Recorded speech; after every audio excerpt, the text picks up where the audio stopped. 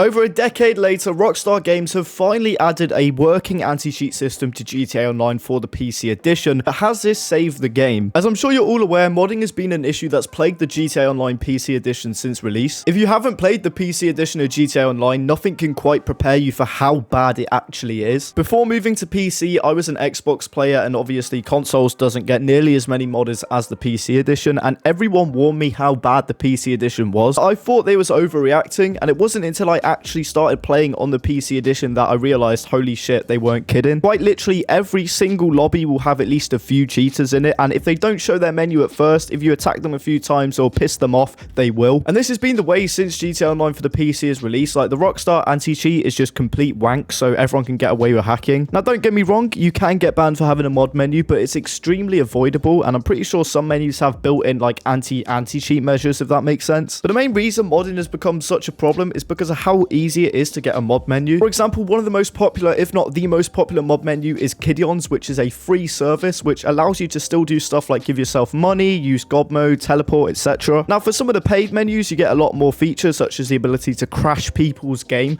but on Kidion's you don't get that. And I'd like to say people make bank off of selling these menus. Like, people probably make thousands off of selling mod menus. And the main reason for this is because if you don't have a mod menu, someone else will, and they have the ability to crash your game. So what ends up happening is a lot of people get mod menus just for their own protection. This is because a lot of mod menus offer services, like the paid ones at least, that if someone tries to crash your game, for example, you have protection against their modders so they can't actually crash your game. Think of it as mutually assured destruction. A lot of people are getting mod menus just for their own protection because of some people out there who already have mod menus and use it to troll, grief, crash their game, etc. And what ends up happening is you have loads and loads of people who won't mod in any other game getting mod menus on GTA Online because it's the only way to stay safe. Not to mention some of these menus, you know, you can get people's IPs and find out where they live and all their personal information. Like, it's really fucked up. So a lot of people will get menus just to protect themselves. But then what ends up happening is some of these people that have mod menus for their own protection end up abusing features of them themselves. So they might use it to quickly teleport, give themselves God mode if someone's griefing them, give themselves money, etc. And what ends up happening is it just ruins the game. So while they might have been against it at first, they end up being just as bad as the original modders. And that's another thing. Like, don't get me wrong, griefers are really annoying, but if you have to use a mod menu and God mode to fight them, you're just a worse player, I'll be real. Like, the game's been out for 11 years. If you have to use a mod menu to take out griefers, you're just shit. But then you have this epidemic of modders everywhere. They're ruining grinding, they're ruining PvP because you might get into a fight with someone, and if they don't do it at first, they might end up activating God mode to beat you once you start beating them. Some losers use mods in races to give themselves speed boosts. Like, what's the fucking point? I see some grinders use mod menus to teleport from mission location to location. Like, at that point, just give yourself money, but why are you wasting your time? And because of all of this, modding has now ruined the GTA PC edition, and this all goes back to how shit the Rockstar anti-cheat was. But now, 11 years later, Rockstar Games have finally added an anti-cheat in the form of Battle Eye, and this has been used for some other games. But essentially, what I believe Battle Eye does is that if you get banned, it's actually a hardware ban, meaning no one on your PC can play GTA Online. You'd have to buy a whole new PC just to play the game and mod again, as well as just adding overall better anti-cheat detection. And because of this, Kidion's, the most popular free menu, has now shut down, which is really good because a lot of people use Kidion's, and like I said, this menu can't crash your game and stuff like that, but it allows people to activate God mode and troll with you, which just ruins the experience. So because of this, there should be a lot less modders, but already people are overcoming the anti-cheat. Like, I saw a video GTA Men posted the other day where someone had an FIB building just flying around like hours after this new anti-cheat was added. So no matter how hard Rockstar tries, there will still be modders, but hopefully now it should be a lot less. Now, has this saved GTA Online on the PC? Probably not. These mod menu providers are really smart, and I'm sure it won't take them much time at all to crack this anti-cheat, and before you know it, you know, mod menus will be just as widespread as they were before, which is really concerning going into GTA 6, because if this is the same issue on GTA 6, then it's not going to be good. Modding has and always will be a problem for PC gaming, but it just seems like Rockstar have been lacking with that anti-cheat in recent years. Quite literally, it's taken them a decade to add somewhat of a competent anti-cheat, and that doesn't even seem to have fixed the issue. So if GTA 6 releases with these same issues, then it's just going to be a massive problem and just embarrassing for Rockstar. Waiting all this time for GTA 6 just for it to have the same problems and force people into buying a console, which they shouldn't have to, because I'm going to sound like such a virgin for saying this, but PC gaming is ultimately better. Now, although this isn't the end of modding for GTA Online, at least this is a step in the right direction from Rockstar Games, and hopefully they can only improve on the anti-cheat to crack down on modders this once and for all. Kidion shutting down is already a massive step in the right direction, because a lot of people might not want to pay loads of money for a mob menu with a chance of being hardware banned, because it's not like they can just go onto a new account now. Like, if they get banned, that's it. They'll have to get a whole new PC to play GTA, which most people can't be asked for. So we really just got to see what happens over time and see if Rockstar Games cracks down on cheaters anymore, because it seems like over the last few years Rockstar just kind of abandoned the PC edition of their games. But oh well, I'd love to see this anti-cheat be improved on and to see less and less cheaters, and then hopefully GTA 6 can release knowing that there'll be no or very little hackers at least. But anyway, that's all from me. I thought I'd quickly go over this situation. If you enjoyed this video and want to stay up to date with everything to do with GTA Online, make sure to drop a like and subscribe to the channel, as it massively helps. And I'll see you guys in the next one. Take care.